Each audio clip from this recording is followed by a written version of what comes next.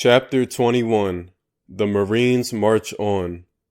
When old Dr. Breed, with the help of Miss Faust, had passed out the Christmas chocolate bars to the girls, we returned to his office. There, he said to me, "Where were we? Oh yes." And that old man asked me to think of United States Marines in a God-forsaken swamp. Their trucks and tanks and howitzers are wallowing, he complained, sinking and stinking miasma and ooze. He raised a finger and winked at me.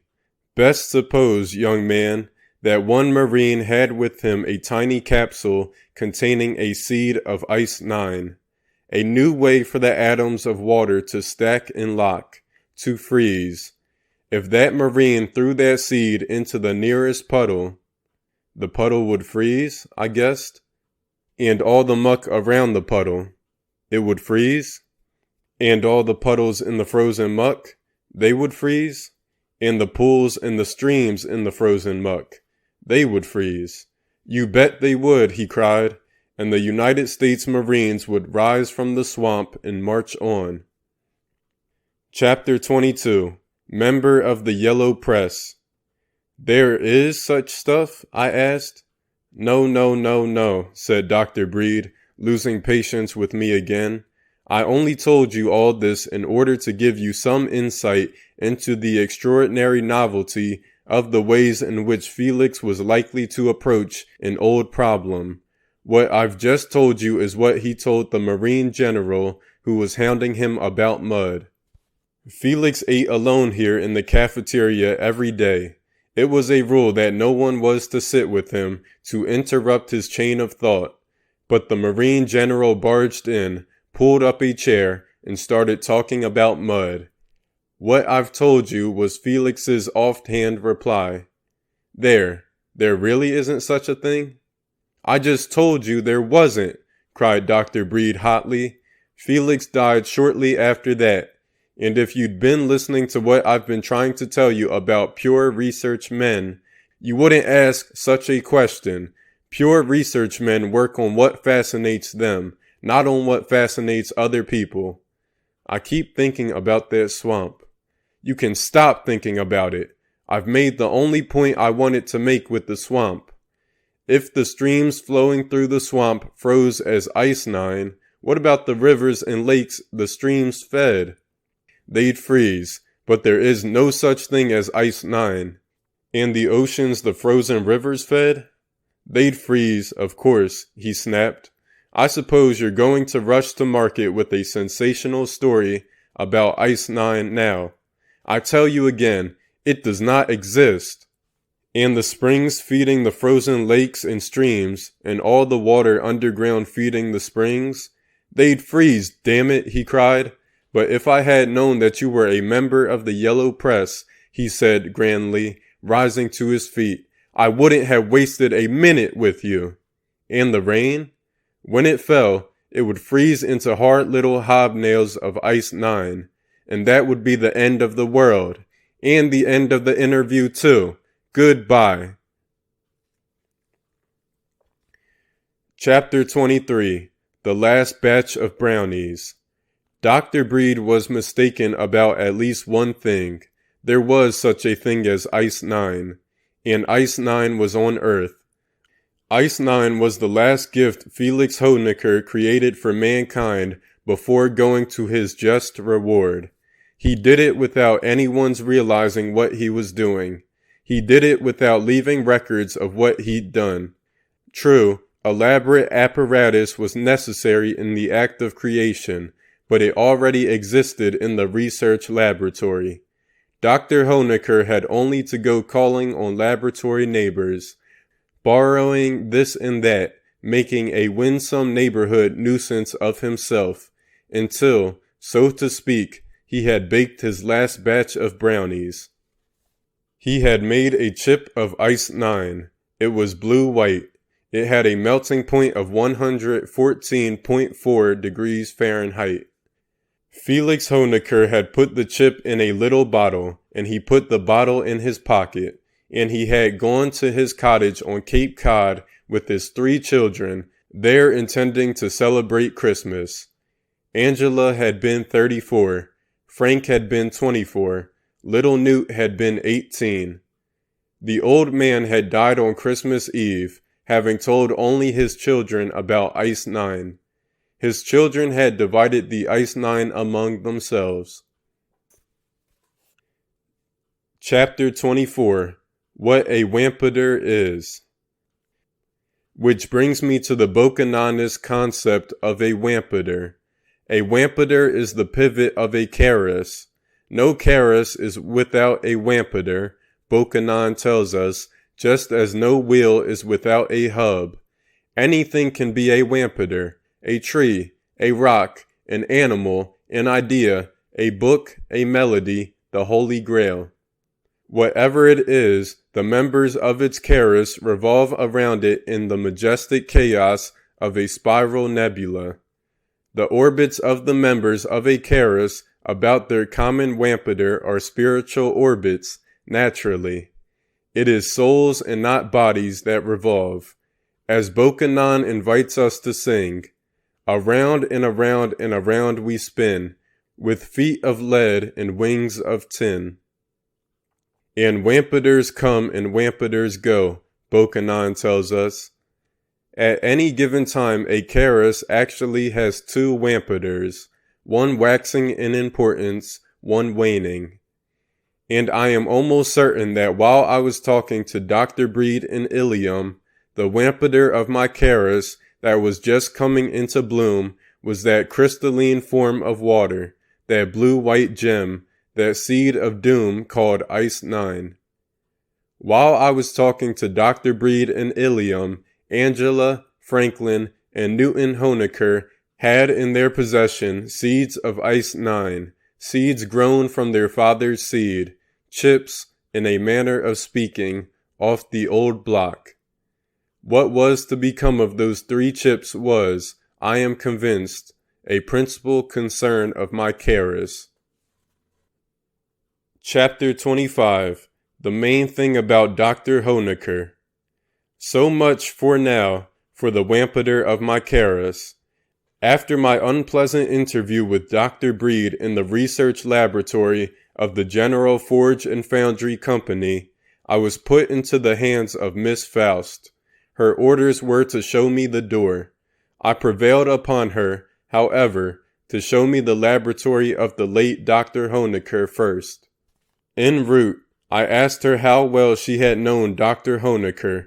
She gave me a frank and interesting reply, and a piquant smile to go with it. I don't think he was knowable.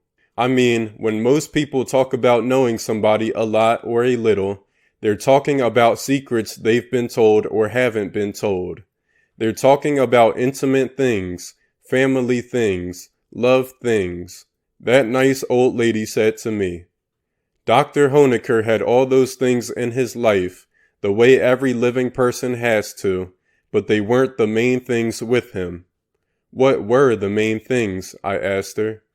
Dr. Breed keeps telling me the main thing with Dr. Honecker was truth. You don't seem to agree. I don't know whether I agree or not. I just have trouble understanding how truth, all by itself, could be enough for a person. Miss Faust was ripe for Bokanonism. Chapter 26. What God Is. Did you ever talk to Dr. Honecker? I asked Miss Faust. Oh, certainly. I talk to him a lot. Do any conversations stick in your mind? There was one where he bet I couldn't tell him anything that was absolutely true. So I said to him, God is love. And what did he say? He said, what is God? What is love? But God really is love, you know, said Miss Faust, no matter what Dr. Honecker said. Chapter 27. Men from Mars. The room that had been the laboratory of Dr. Felix Honecker was on the 6th floor, the top floor of the building.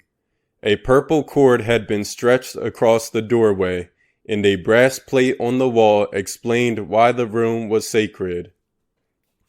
In this room, Dr. Felix Honecker, Nobel laureate in physics, spent the last 28 years of his life. Where he was, there was the frontier of knowledge.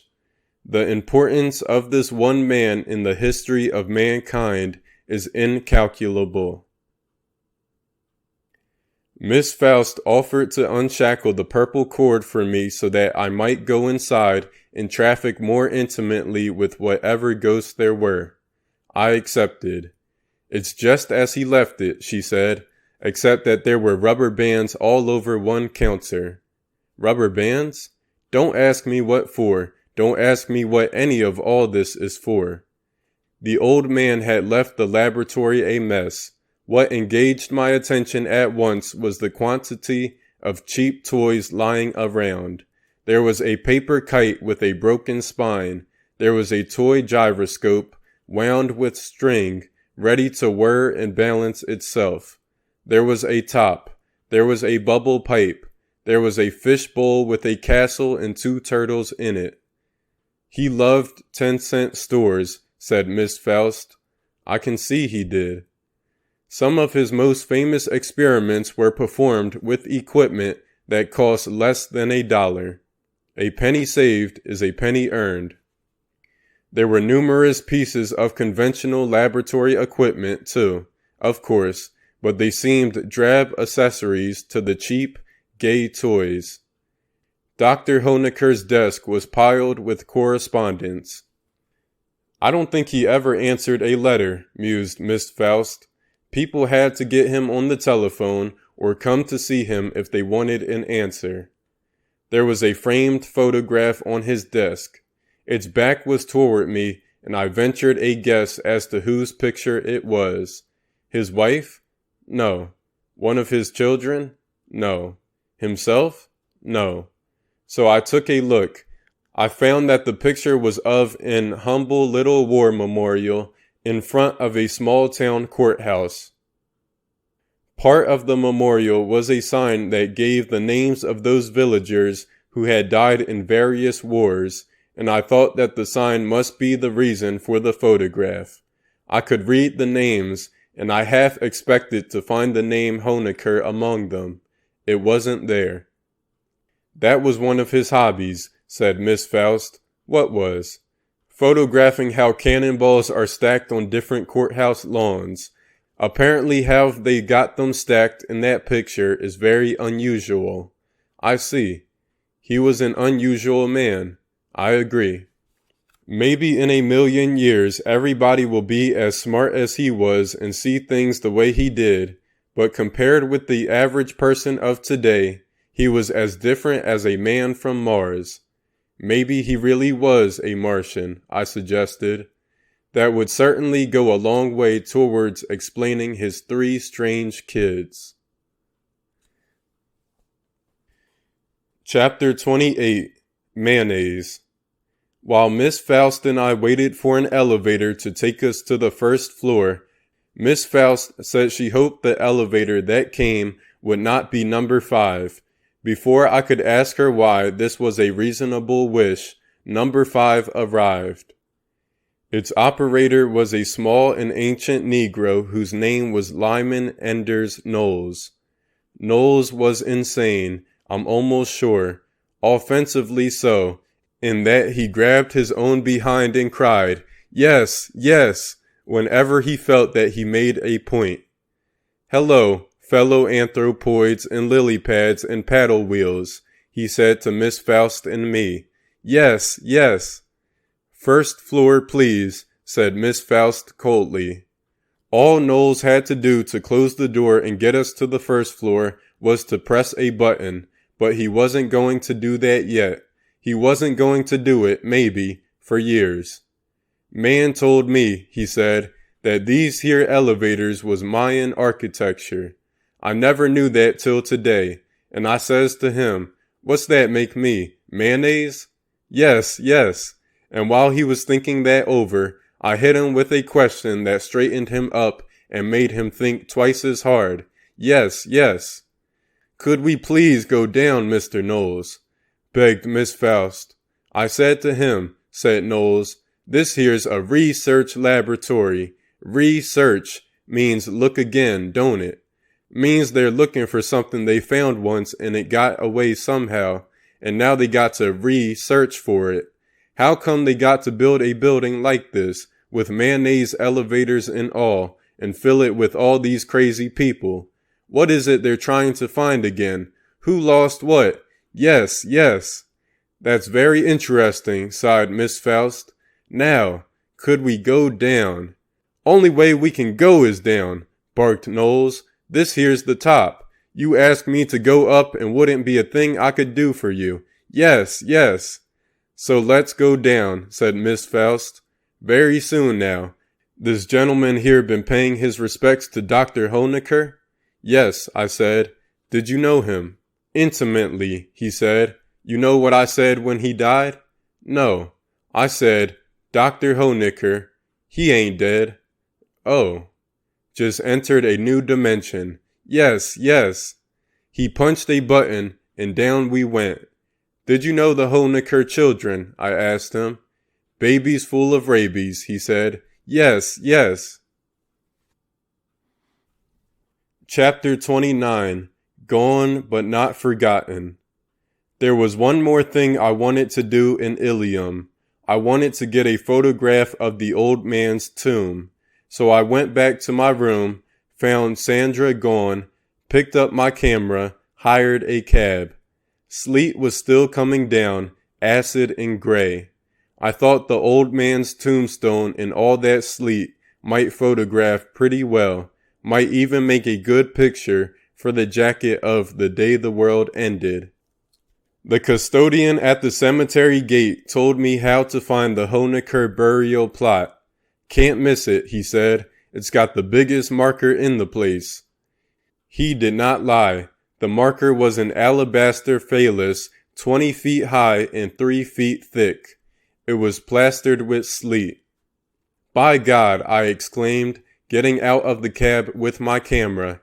How's that for a suitable memorial to a father of the atom bomb? I laughed.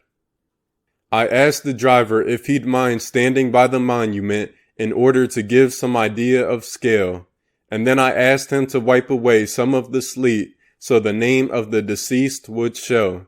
He did so, and there on the shaft in letters 6 inches high, so help me God, was the word, Mother. Chapter 30. Only Sleeping. Mother? Asked the driver incredulously. I wiped away more sleet and uncovered this poem. Mother, mother, how I pray for you to guard us every day. Angela Honecker. And under this poem was yet another. You are not dead, but only sleeping. We should smile and stop our weeping. Franklin Honecker. And underneath this, inset in the shaft, was a square of cement bearing the imprint of an infant's hand. Beneath the imprint were the words, Baby Newt.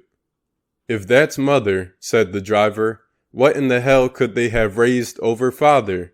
He made an obscene suggestion as to what the appropriate marker might be. We found Father close by. His memorial, as specified in his will, I later discovered, was a marble cube 40 centimeters on each side. Father, it said. Chapter 31. Another Breed. As we were leaving the cemetery, the driver of the cab worried about the condition of his own mother's grave. He asked if I would mind taking a short detour to look at it. It was a pathetic little stone that marked his mother, not that it mattered. And the driver asked me if I would mind another brief detour, this time to a tombstone salesroom across the street from the cemetery. I wasn't a Bokanonist then, so I agreed with some peevishness. As a Bokanonist, of course, I would have agreed gaily to go anywhere anyone suggested. As Bokanon says, peculiar travel suggestions are dancing lessons from God. The name of the tombstone establishment was Avram Breed and Sons. As the driver talked to the salesman, I wandered among the monuments, blank monuments, monuments in memory of nothing so far. I found a little institutional joke in the showroom. Over a stone angel hung mistletoe. Cedar boughs were heaped on her pedestal, and around her marble throat was a necklace of Christmas tree lamps. How much for her? I asked the salesman. Not for sale. She's 100 years old. My great-grandfather, Avram Breed, carved her. This business is that old? That's right. And you're a Breed? The 4th generation in this location. Any relation to Dr. Azza Breed, the director of the research laboratory? His brother. He said his name was Marvin Breed. It's a small world, I observed. When you put it in a cemetery, it is. Marvin Breed was a sleek and vulgar, a smart and sentimental man.